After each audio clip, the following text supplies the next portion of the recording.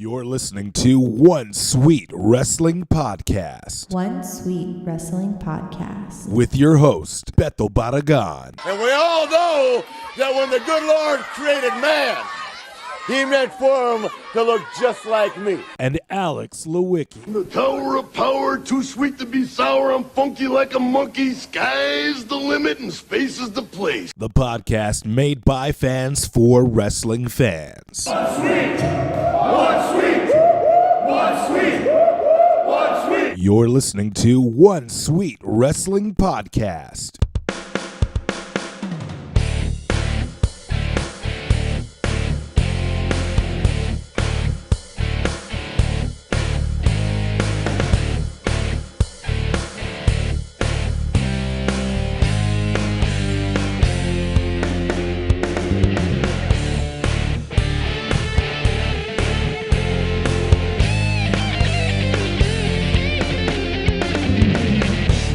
Yes, it is One Sweet Wrestling Podcast. It is I, Beto Barragan, and with me, as always, the human Wikipedia page, Alex Lewicki. That is right. We've got lots to talk about. Let's get it with the headlines.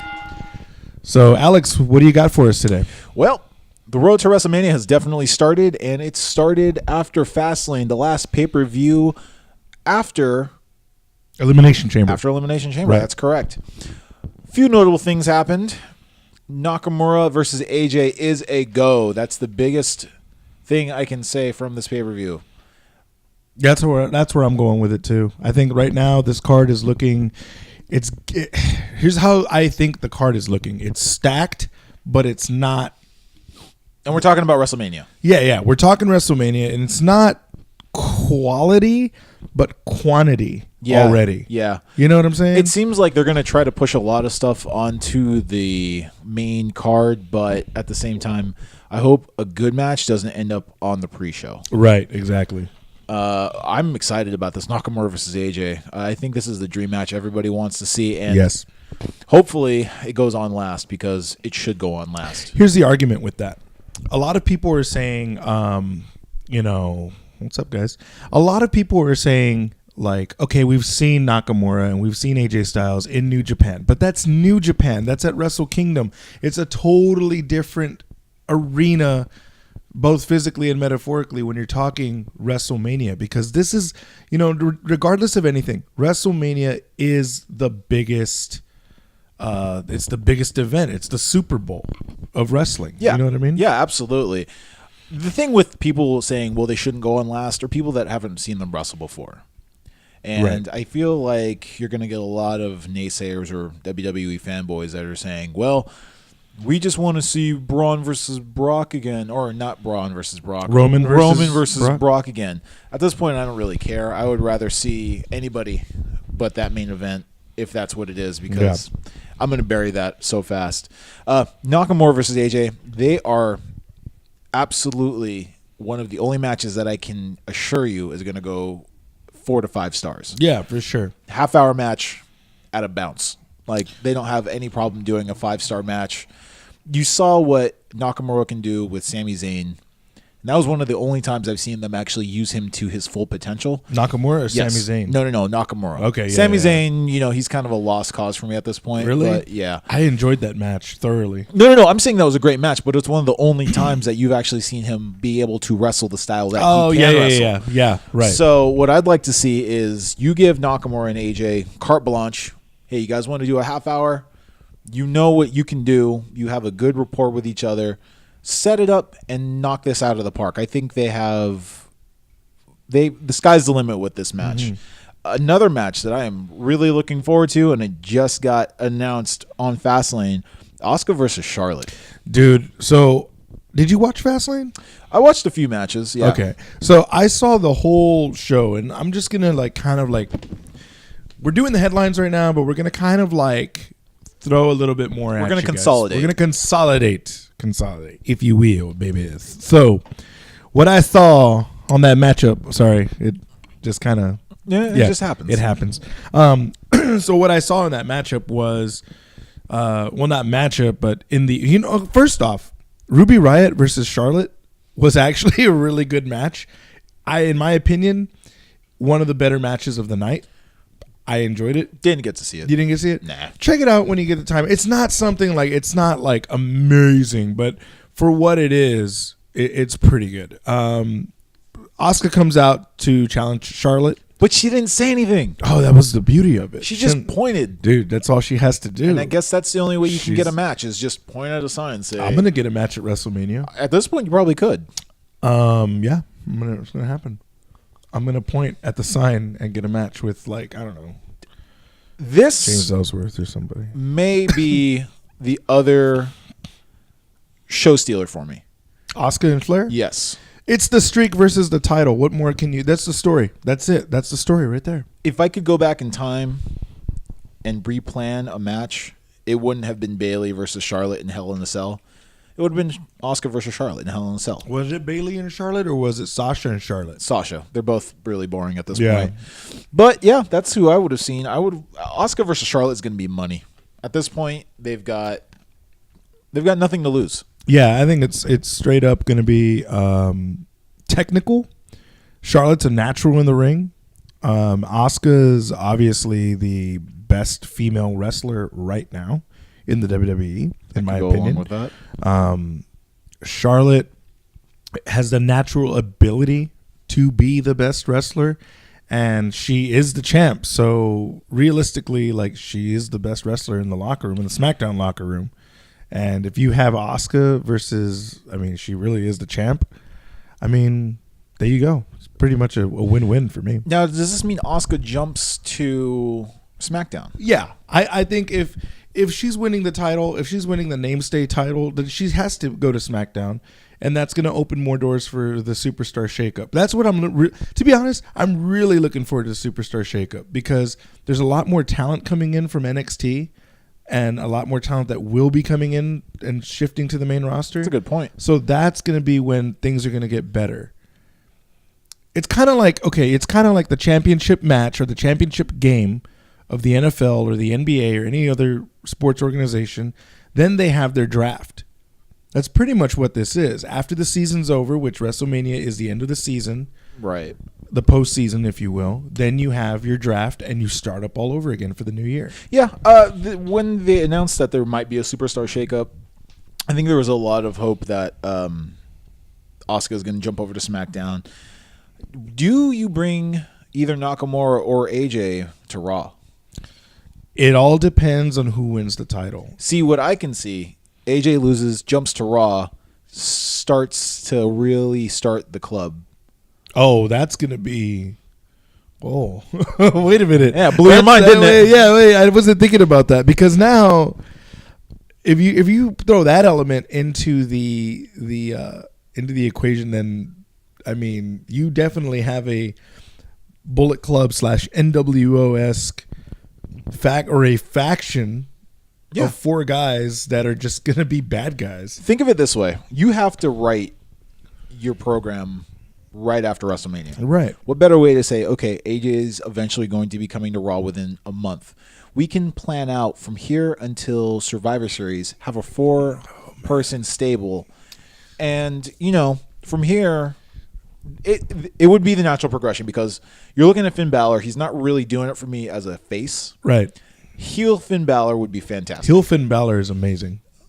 Gallows and Anderson already, they're solid heels if they want to be. Yeah. AJ as a heel, AJ can do no wrong for me. Right. So I'd like to see them as a stable of, quote unquote bad guys. What if AJ does go over to Raw and Finn and Gallows and Anderson just like go, nah, dude. I mean, what if they beat him up and AJ has to stand alone? And he can. That's the thing. AJ Styles can stand alone. You can go anywhere with this, because you can it's basically like put them together for a little while, break them up, put them back together. That you can do so much. You can do no wrong with that at that point. I think they still need to.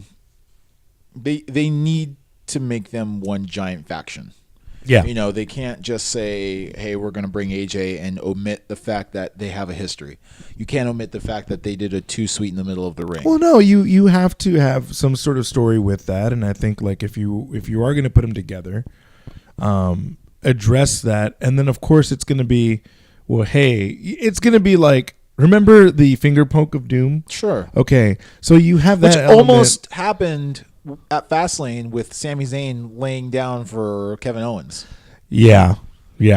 And then Shane McMahon gets involved, and they want to put Shane in Mania. I can't tell you That's how much cool. I hate any time a McMahon gets involved in a match outside of Vince McMahon. Yeah, it worked with Vince. That's the thing. And Vince is like, to me, Vince is the most entertaining of all the McMahons.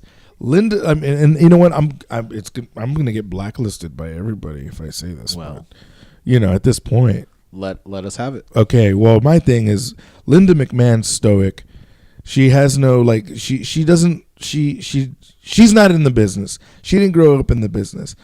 Stephanie is the closest thing to Vince, if anything, because she runs the show outside of what Vince does, basically the entertainment aspect. But Stephanie is basically the ambassador for that company. Yeah. You know what I mean? I Yeah. mean, she knows what it takes to be running the show behind the scenes and on camera.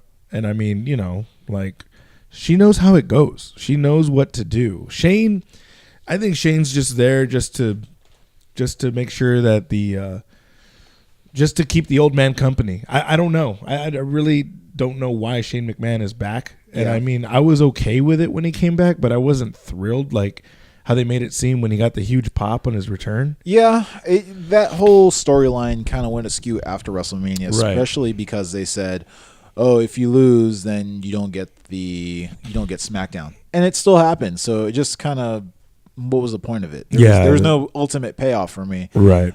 So yeah, that's going to happen. Also, I have to mention something that happened at Fastlane, which I think a lot of people may have overlooked. Okay. Randy Orton won the U.S. title. He's a Grand Slam champion now. Now he is a Grand Slam champion. Congrats to Randy Orton. Great. Awesome. Your face is so like, if you're not watching this live on Instagram, because we're recording this as we're recording this, we went live on our Instagram page. We were just talking in the car right over here. We were like, dude, are you that excited that Randy Orton's a Grand Slam champion? I haven't been excited to see Randy Orton wrestle in like 5 years. I think the best Randy Orton is the legend killer Randy Orton. Yeah, because he had a gimmick. That's the last time I was actually invested in anything he was actually doing. Evolution Randy Orton, when he was first in, you're like, wow, this is a new hot prospect. Yeah. Cool, this guy can go. He's got a great look. Everything about him. But his character, I'm going to be honest with you, I don't understand the whole Viper gimmick. I never did. He hears voices. He turns into a snake. Yeah. It just... He's a bad. It insults my intelligence. He's just a bad dude, man. He's just a. No. He's Triple H and Ric Flair's baby, Here's basically. The thing. I will say, I'm not taking anything away from his wrestling ability. Oh, I think he can put on a great match if he wants to. I am just not invested in him as a character. That makes sense. Yeah, that makes sense. The match between him and Bobby Roode is actually really good, though. Like if Bobby Roode. I mean, considering that, like, to be honest, like if you watch like Bobby Roode's matches with like Nakamura, or which we saw live, it was great. It was glorious. See what I did there? But this match with Randy Orton, it was weird because it was almost like a mirror image of a match. Like the two were like very much like, they're both seasoned, they've both been around for a while. But if you notice, like their styles are very similar. Yeah, they have very strong moves. Bobby Roode is actually a little more agile than Randy, but it was still enjoyable. I was invested into the match at least. Nice little spots here and there. I enjoyed like the powdering each other, like doing a move or getting caught up in a move in their finisher, and then like powdering the other guy and being like, whoa. It was very weird because they're both heel characters, anti-heroes, if you will. Mm-hmm. You know what I'm saying? Yeah. Like Randy was never like a good guy. Randy's never been a good guy. I can think of like one or two times, but it was one of those things was like, okay, but this is going to turn into a heel turn. Oh very yeah, quick. of course. Yeah. But you know, kudos to Randy Orton. I mean, for becoming a Grand Slam champion. He joins the ranks with like Shawn Michaels now. And Roman Reigns, which really? From the stat I saw, Roman Reigns, John Cena, Chris Jericho has to be on that list. Oh yeah, he has to be. ultimately, all this does for me, making him a Grand Slam champion, makes him, Expendable. well, a first ballot Hall of Famer. That's Yeah. all it is. It's like, okay, Yeah. you're setting him up for when he retires Yeah. the year after. It's kind of like Edge. He's going to get put in right after he Yeah, retires. but that was a different situation, though. No. But what I'm saying is they're making him a huge build right now. Oh, okay. Like, hey, he's a Grand Slam champion. So when he leaves, Remember that time when Randy Orton did this? That kind of exactly. thing? Got you. And so they can say that in the video package. Grand Slam champion Randy Yeah. Orton. You know, yeah. it's a big marketing play, I think. Okay. So- I'll go with that. I'm with you. Something that's going to be happening in WrestleMania, Braun Strowman, with a partner to be determined, Okay. will be wrestling the bar for the WWE Tag Team titles. What a waste of Braun Strowman. Dude, let me tell you something, dog. What a waste. My God. Terrible. You could have done so much with Braun Strowman. But at the same time, if you really look at it, what are you going to do with him? Joe's not there. No, I'll make it real simple. 3-way match, Reigns, Brock, Braun for the title. You want that crowd to pop, put Braun. I don't care if you put the title on Reigns, Braun in that match. That would be makes me want to watch that match. That would make me want to watch the match too. It's kind of like the what's the movie Fight Club. Remember that scene where Edward Norton beats the crap out of what's his name? Jared Leto. Jared Leto. I wanted to destroy something beautiful. Right, exactly. Probably one of my favorite scenes in cinema. To be Why honest, do you hate Jared Leto? dude, I didn't even like him when he was in American Psycho. So there you go. I think that's what it was. I think it was his card. Remember that business card that he had that with the red? It was like the red lettering or the gold lettering. Yeah. I think that's what did it for me. So, Patrick Bateman had a good idea. What her head would look like on a stick. There you go. That's bad. I just incriminated myself. So if something happens to Jared Leto, don't look at me, guys. I'm just a podcaster. That's all. So back to Braun. Yeah. Anyway, no, I agree, dude. If you put Braun back into that match, that would be money. You would want to see that. You would be vested to see Roman Reigns get beat the crap out of, and you do want to see the monsters battle each other. Because that's what happened the last time Brock wrestled Roman Reigns. He threw him around like a ragdoll, and it was fantastic. And then what happened?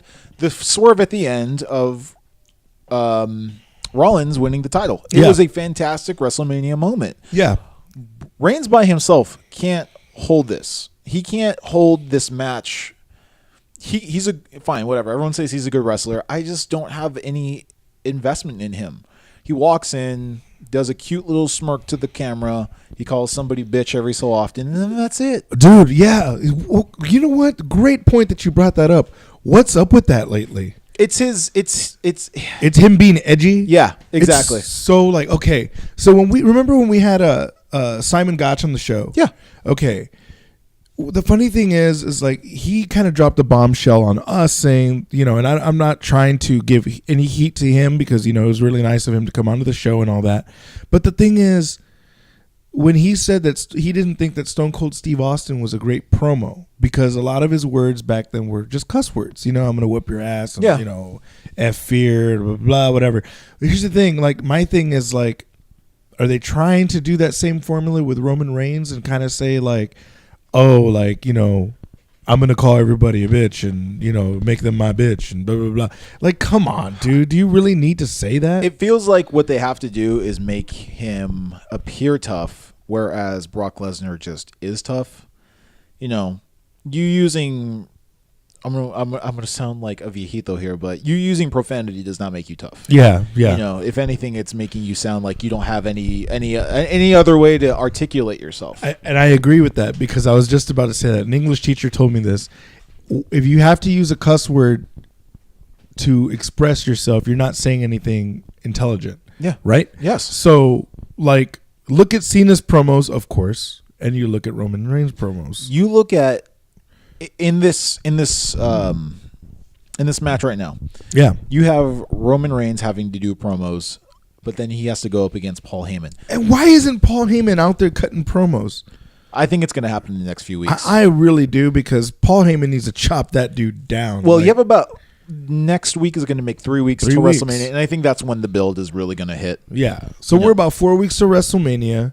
We've got Roman Reigns versus Brock Lesnar for the championship, Yes. for the Universal Championship. Yeah. We've got Shinsuke Nakamura versus AJ Styles for the WWE title, SmackDown. Asuka versus Charlotte. Which, by the way, does Carmella cash in?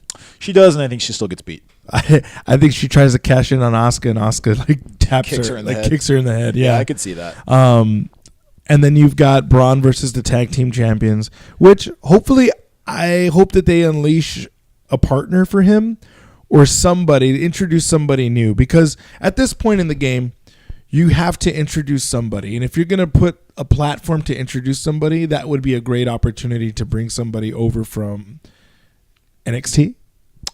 That could happen. I'm not sure who. Yeah. I'm sure a name is going to pop up in the next week or so. Right.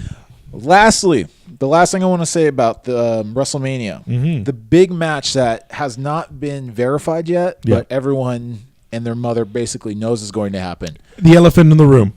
Yes. Cena versus The Undertaker. Yes. Thoughts, Alex? Let me hear it. Let the people know. I have not been hyped for a Cena match so much since him versus CM Punk in Chicago. Nice. This, if it does happen, which obviously I think it is going to, especially from the reports I'm hearing that it's going to be a career versus career match, A+ booking, dude, if they can get it done. I'm 100% sold. Take my money. I'm going to be sitting on my couch watching WrestleMania, and I'm going to enjoy that match when it happens. I don't care. You know, a lot of people on the internet giving flack about, oh, this should have happened 10 years ago and stuff like that. Be happy that it can happen now. Yeah, because you know what? I tell you what, dude. If Sting was healthy and you could have Undertaker versus Sting tomorrow, you bet that you would spend that money to watch Sting versus Undertaker. You want to see that. You go to WrestleMania to see your dream match. Yes. You don't go. This is not a SummerSlam match. This is not a Survivor Series match. This is a dream match that will only take place one time. Yeah. And why not have it be at the place where his streak ended? It should be where his career ends as well. The place of immortals, the stage of immortals, whatever you want to call it. Specifically, the stadium where his streak ended. Yeah. I mean, so who goes over? Cena. Without a doubt, Cena goes over. Well, what does The Undertaker gain by beating Cena? Nothing. What does Cena gain? He can say he retired The Undertaker, which now ultimately puts him in the place of Roman Reigns, saying, I got rid of him. And see, here's the thing. The only thing is, like, that's the only person that can retire The Undertaker at this point. It should have been Shawn Michaels. Yes. But I am completely okay with it being Cena. I would have been okay with Shawn Michaels or Stone Cold Steve Austin if he was still healthy and able to wrestle in a match. Well, but you know that we can have our pipe dream, but realistically, in what we have in now, front of us, in the church of what's happening now, realistically, come on, for real, what's happening now is Undertaker versus Cena, and that's the only guy that can do it right now. Why would you? Here's the thing: when Roman Reigns beat The Undertaker, like, that should have been it. When Brock beat The Undertaker, that should have been it. Yeah. I mean, the only thing I will say about that Reigns and Undertaker match, it wasn't a good match. No, it wasn't. This Cena Taker match, I think, because Cena knows how to work with basically anybody he's in the ring with. Yeah, it's going to be fantastic. They've worked together before, though, right? I want to say yes, but I can't recall when. Wow. I will say it's been a while, though. This is going to be, if anything, if it does take place, probably the third from the, maybe in the fourth from the bottom, fourth from the main event, because I could see that. Whatever takes place afterwards is, you have such. I will tell you exactly what's going to happen afterwards. Okay. It's going to be Nia Jax versus Alexa Bliss that takes place after, because it's going to be that match that is kind of like, okay, we can still kind of come down off of this retirement, but still be like, okay, this is an important match, and then from there build up to your main events. Maybe. So I don't care where the positioning is. I just want this match to happen, and it will happen. It's going to happen, and it's going to be great. I think people are getting a little too freaked out about, like, oh, is Undertaker's too old, blah, blah, blah. But, I mean, he looks pretty healthy when he's up on his wife's Instagram page. You know what I mean? And, like, you know, kudos to Cena for his monster promo on calling him out. He's such a consistent promo. Yeah. It's amazing. So it's good. I think those are the headlines right there. Those are the headlines. If you're looking for a unique, clean, and comfortable shop to get your next tattoo, check out the artists at Galaveras Tattoos. They're located downtown San Antonio at 628 South St. Mary's, just north of Cesar Chavez. Galaveras is home to some of the best, most experienced tattoo artists in San Antonio, and the only shop in town with 4 female artists on staff. Established in 2005, Galaveras Tattoos offers a variety of styles and the highest quality tattoos with a price that won't hurt your budget. So stop by for a consultation or give them a call to schedule one. It's easy. 210-227-7673. That's 210-227-7673. Calaveras Tattoos, San Antonio's favorite tattoo shop. Hey guys, Anthony Cortez Haynes here, that wrestling video guy, and you're listening to One Sweet Wrestling Podcast.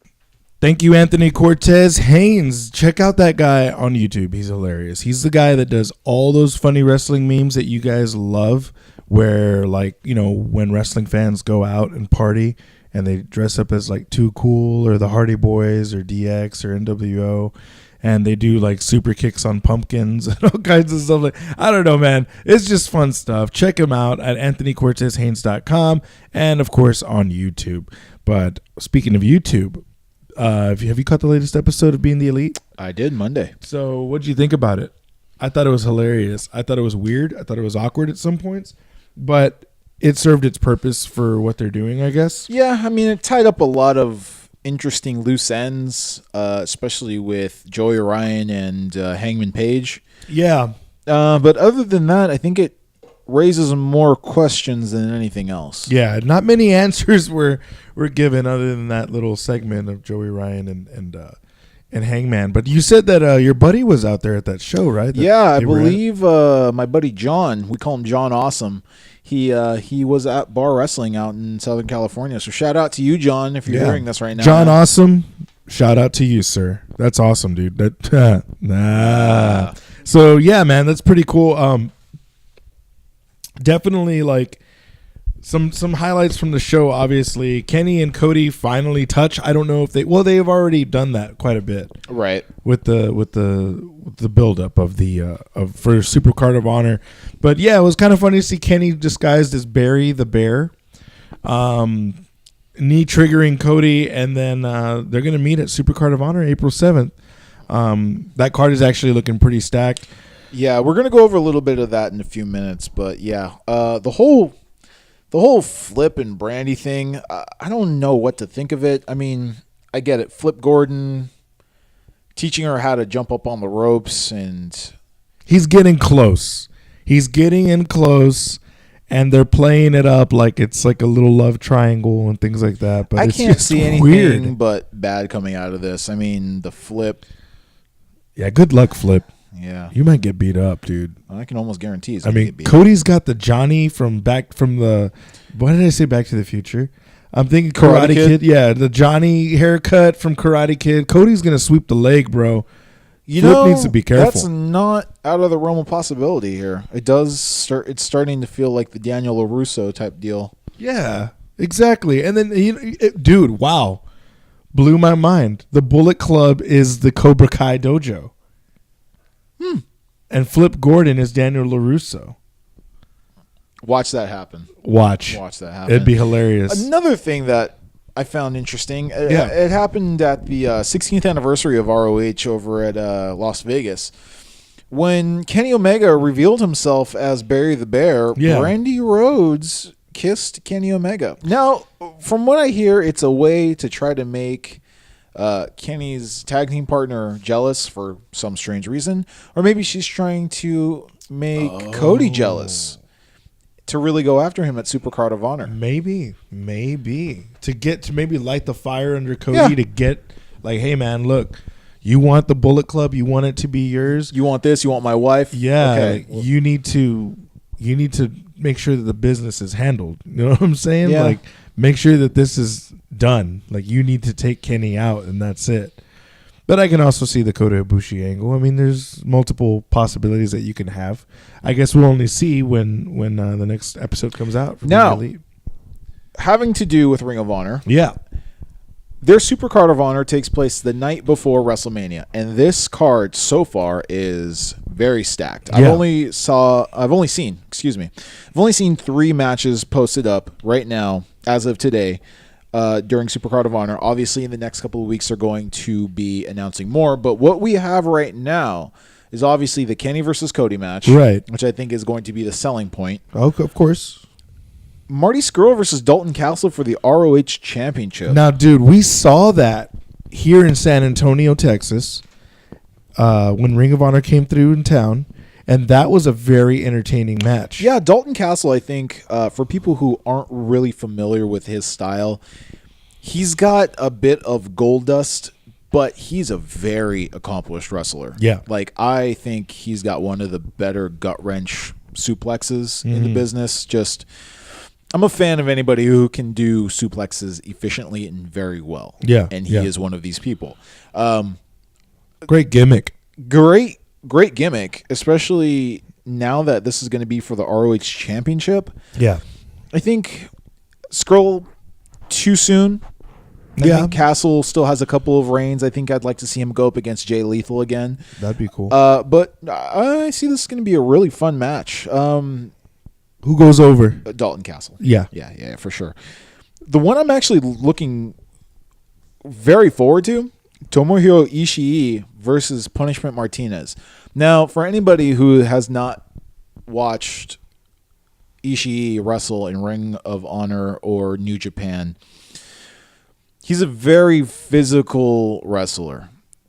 His matches with Toby Makabe, some of the most stiff matches I've ever seen, and this is gonna be awesome. Punishment Martinez is one of those unsung heroes for Ring of Honor for me. He was the first time I caught on to him was there was this tournament that they were doing for Ring of Honor on TV. It was like a Future Prospects type of tournament. Okay. And I want to say the final was him against Leo Rush. Oh. Yeah. Wow. Yeah. Okay. Yeah, dude. I haven't heard that name in a bit. Yeah, I got to look up where he's been, but Yeah. I don't know if he still has heat in NXT. But from what I'm hearing right now, this Punishment Martinez, at some point you might see him with the ROH Championship. Nice. I see it. He's got the physicality. He's got the look. He wrestles kind of stiff too, doesn't he? He does, but he can also do some amazing things off of the ropes. But that's that style, though. You know what I mean? Like he's a big guy. He's what, like 6'8", maybe? Yeah, he's a tall boy. He's tall. He's got he's real lanky. He can kick. He can fly off the rope, as you said. I mean, he's got some good stuff on him, man. He's got a good repertoire of moves. Yeah, so this weekend of WrestleMania weekend is going to be stacked. Not only do you have Ring of Honor, Yeah. but Evolve is going to be there. Evolve is going to be there. Lucha Underground is going to be doing a cross promotion Yes. with TNA. yes Impact. I saw that. Impact. Sorry. Yeah, Yeah, that's going to be interesting. I'm hoping that Lucha Underground does make a comeback. I would very much like to see Lucha Underground again. Just, but we'll the see one where it person goes. that Lucha Underground won't have is their Prince Puma, Of course. because he will be at NXT wrestling for the NXT's North American Championship. Now, this is going to be a 6-man ladder match involving. Hold on. I'm sorry. Before we get into that, because you just said ladder match, and I'm sure everyone that's listening right now is like, damn it, Beto, why'd you have to cut him off? And I do apologize Go for for that. The North American Championship? The North American So is it Championship. like Maybe it's like the European Championship. okay, like a TV title, like a secondary title? Yeah, maybe. Because look, they have the UK Championship Right. that Pete Dunne, I think, is still holding on to. Right. You've got the Cruiserweight Championship, which should be being, taken to NXT, honestly. So this is like so what they did was like this is kind of like a US title for NXT. okay. I would think so. Okay. Because they have a giant title. They don't really have an IC title either. No. So this could take that as like their secondary title and say, hey, this is the guy that we're promoting, but it's not quite at the heavyweight championship belt. He still has a lot to learn to get to become the NXT champion. And that's not taking away from this belt, because you look at the IC title, you see the matches that's ever taken place, you know, your Savages and Steamboats, you know, your Ramones versus Shawn Michaels. Secondary titles usually give you better product at times. This is like the why am I watching? I'm just going to throw names out there for the sake of argument.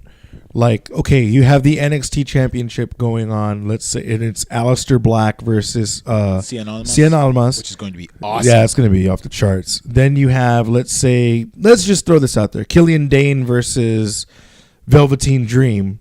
And it's like, well, wait. I mean, yeah, I understand a grudge match, but why are they wrestling each other? Yeah, Shouldn't they wrestle each other for a prize? Yeah. So that's where this title comes in, I guess, right? Yes. And then you have, who's on the card on there? You mentioned. So the North American Championship, the ladder match. Yeah. EC3. Okay. Ricochet. Oh. Adam Cole. Oh. Velveteen Dream. Okay. Killian Dane. Oh, my gosh. And Lars Sullivan. Now, wow. The mashup between these gigantic wrestlers in Killian Dane and Lars Sullivan, I can't wait to see the spots that Ricochet and Adam Cole. Hell, Velveteen Dream is going to have.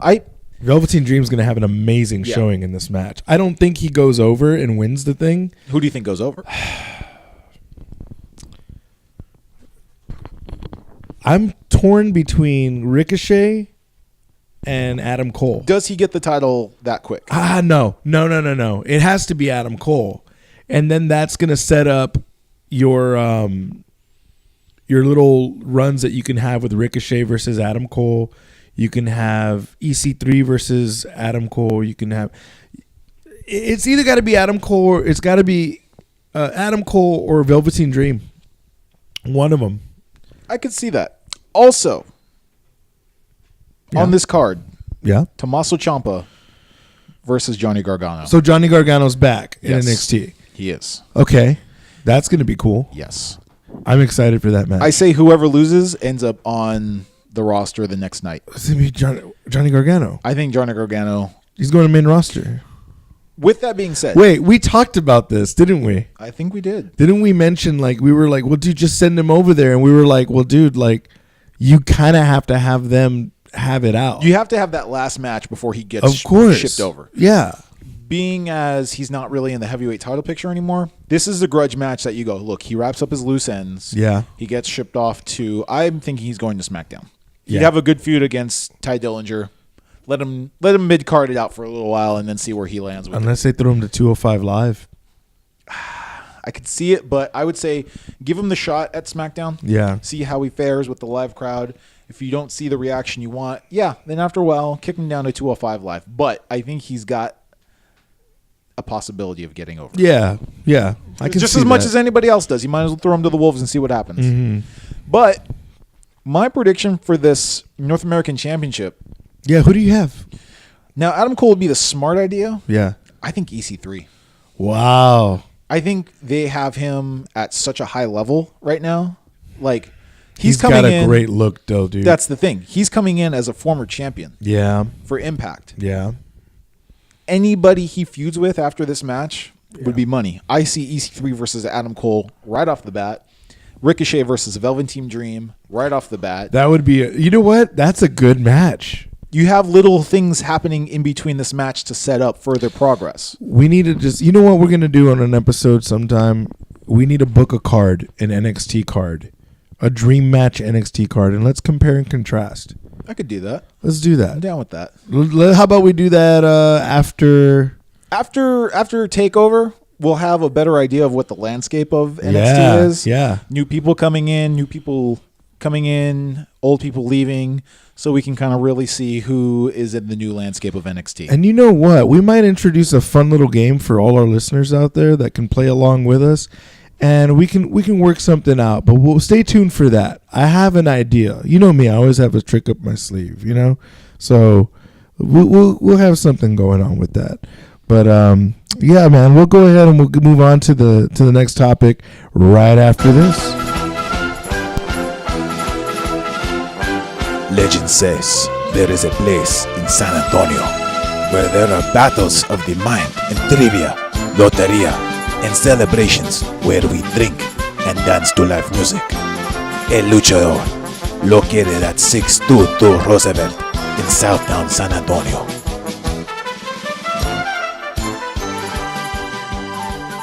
This is Jared Davis, author of To Be the Man comic, and you're listening to One Sweet Wrestling Podcast.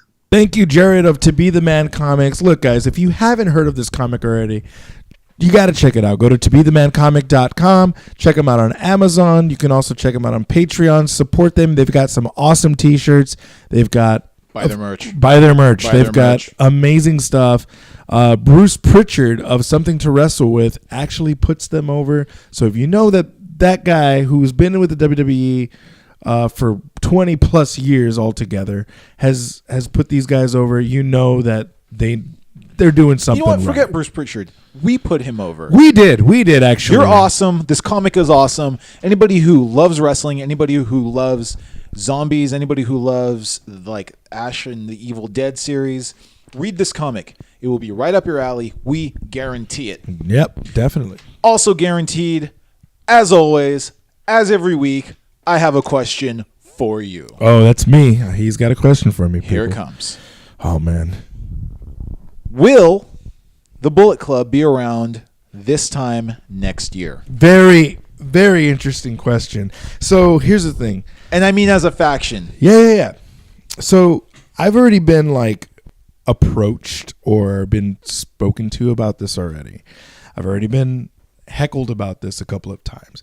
Look, man, the thing is like they always say, this is basically the argument. Yeah, the Bullet Club's not going to be around this time next year or in the next 5 years. You know what? Look, it's wrestling. It happens. Nothing lasts forever. Yeah, in the cold November rain. But no, like, look, the Four Horsemen, how long were they around? Well, technically, I would still say they're still around. Okay, but in wrestling, they're not. Okay, the as NWO. A faction themselves, as a faction, yeah. As a faction, I think that the Bullet Club this time next year, the Bullet Club will still be around. I think there will be variations of it. You'll probably see the Villain Club. You'll probably see a NWO black and white, red and black kind of thing happening this time next year. But I think it'll still be around. But I'm afraid to say because, of course, you know, big fan of the Bullet Club. I think what's gonna end up happening is it's gonna fizzle out, very much like the Jeff Jarrett years, the NWO Silver. I think that's what's gonna end up happening to it.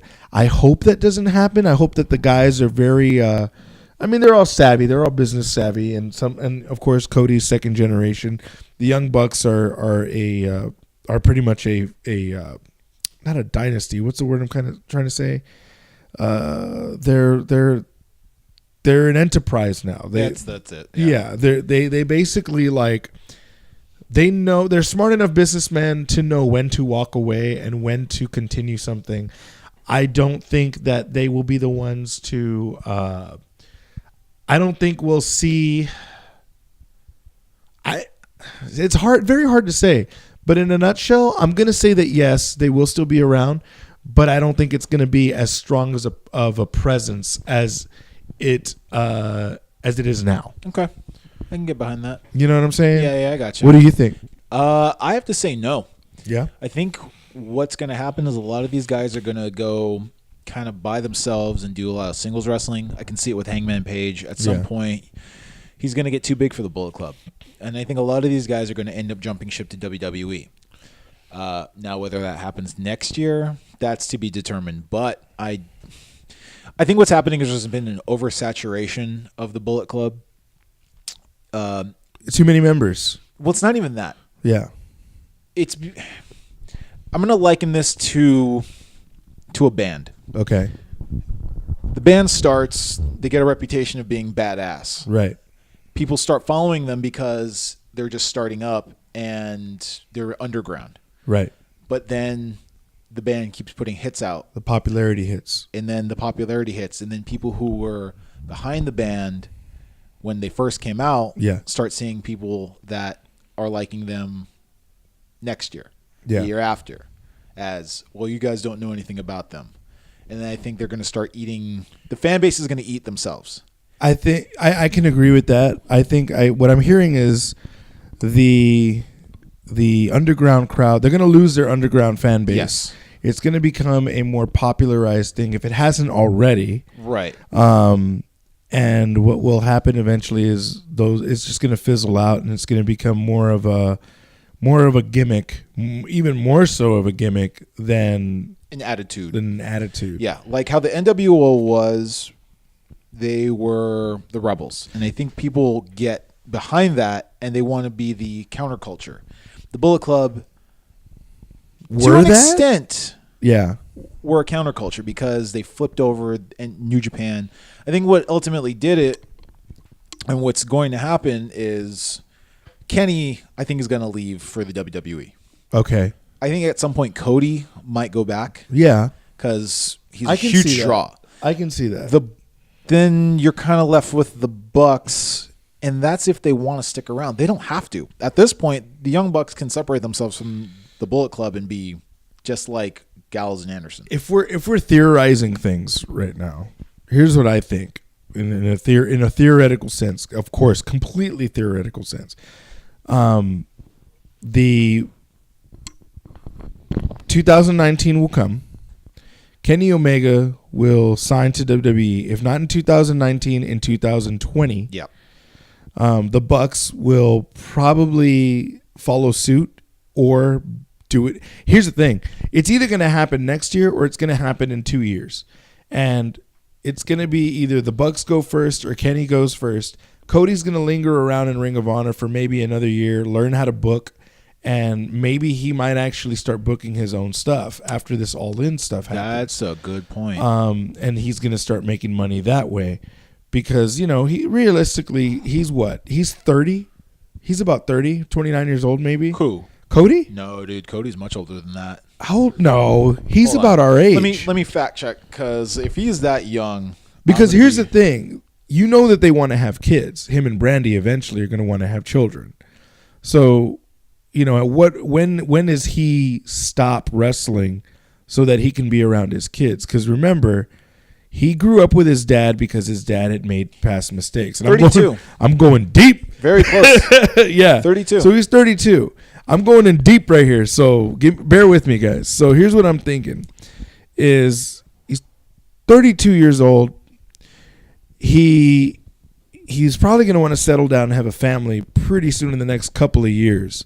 I think after his run in Ring of Honor, I think he goes to WWE, maybe gets his championship run, calls it a day. Maybe. I don't know. You know what I mean? I'm sure him and Brandy have a lot of things, business ventures and stuff like that they want to do. So that's being taken into consideration. As far as Kenny Omega and the Young Bucks family, they're used to this. They're used to this extensive travel. They're used to all this stuff. The wives are going to want them home for a little while. I think that the Young Bucks do go to WWE, but I don't think they will tour as hard as everybody else. I think that Kenny Omega can definitely hold out another 2 years and make a lot more money. But you also have to consider strike while the iron's hot. Yeah. Because if you, like, here's the thing, AJ Styles, a lot of people love AJ Styles now. You have a lot of younger generation of kids loving AJ Styles and Finn Balor. But a lot of your older crowd, as you said, they've not turned their backs completely on Finn Balor and AJ Styles, but they're the first ones to say they should have been signed by WWE 5 years ago. For sure. And to a point, they're right. To a point, you're right. But at the other end of the spectrum, you have to look at it as if they were to sign 5 years ago, what would have happened to Kenny Omega, Finn Balor, and the Young Bucks? Let's just throw this out there. Theoretically, think about this. Really think about this. What was happening 5 years ago in the WWE? John Cena was top dog. Roman Reigns and The Shield were just coming up. The Wyatt family were around. Daniel Bryan was around. Punk was still around. There was no room for those guys to flourish and grow. But they would definitely be the mid-carder guys, and maybe they would be now the main event guys. However, look who they're pushing right now. Roman Reigns would have buried Kenny Omega, putting Roman Reigns over, even though Kenny Omega was there. They would have done the same thing to Finn Balor, probably thrown him in 205 Live in the tournament or something. You know what I mean? There's a lot of things that could have happened with these guys. Woulda, coulda, shoulda. But I think they're all in a good place where they're at right now. I think in the next 2 years, we're going to see them in the WWE. And you may still have a Bullet Club faction in New Japan. But I don't think it's going to be... as great as it is right now. Well, there's my answer. There you go. Long-winded, and I do apologize for that, but sometimes as a wrestling fan, you got to kind of put everything in perspective and feel all the gaps out. But speaking of feeling things out, that had no way to breathe at all. But look, you nerds! Thursday before WrestleMania, you come out to the Luchador. I'm going to keep talking mad shit until this happens. Dang. You think that you know enough about wrestling to come up against me and my boy? I don't think so. The last time y'all got lucky, extremely lucky. You know why? Because we took pity on you. We decided, hey, we want to bring them in. We're going to goad them in. It's just like feeding a bear a little bit on that bear trap to say, hey, everything's fine. And guess what? We're waiting. We're waiting to strike. And guess what? This next Wrestle Trivia, we're going to strike. Everything's going to be harder. You'll be lucky if you get a few questions right. And that's going to be by dumb luck. Yeah. You know why? Because we don't want you to win. That's right. We need you to come out there. We just need you to come out there. You come out there, all you ham and eggers and all you humanoids. You come out and you try to prove us wrong. Because you know what? The thing is that we are the masters of wrestling trivia. The opposition is obsolete and will suffer automatic deletion. Yes. But if you also think about it, you're going to have a good time. So come on out. Thursday, April 5th, to El Luchador. Ladies, leave your nerdy boyfriends in the room with us. Go get your nails did by Black Tongue. Follow her on Instagram. She does great nail artwork. She'll hook you up with a really decent price. Check if you're hungry, and I speak to both of you, guys and gals. If you're hungry, get you some food from 210 Mais. Check them out. You go out there and be a bunch of savages and check out Savage merch clothing line. Also, we want to go ahead and let you guys know, Galaveras Tattoos, one of our favorite places in San Antonio, is actually going to be out there, and they might take a booking or two for some tattoos. But we also want to announce we're going to give away, we have some prizes being given away. We've got Bowie Ibarra, who's going to be out there having his books. He's an acclaimed author and out of San Antonio, Texas. He writes a lot of great novels and things like that. We also have in our possession, remember we were talking about To Be the Man comic? We have issue number 1 from Jared Davis himself, who sent it over to us. We have that as one of our prizes for Wrestle Trivia. So you definitely want to come out, get your hands on a copy of this awesome comic. It's a great read. We've got plenty of more prizes in store for you. So we're going to announce that as at the next episode as well. So every episode we're going to be announcing prizes. So you definitely want to keep listening to us on here. And if you got something to say, hit us up on Instagram. Send us a message, if you will. Slide into the DMs at OneSweetWrestlingPodcast. Also send us an email at onesweetwrestling@gmail.com. So definitely check that out. And Alex, I don't think there's anything left to say, but man, we out.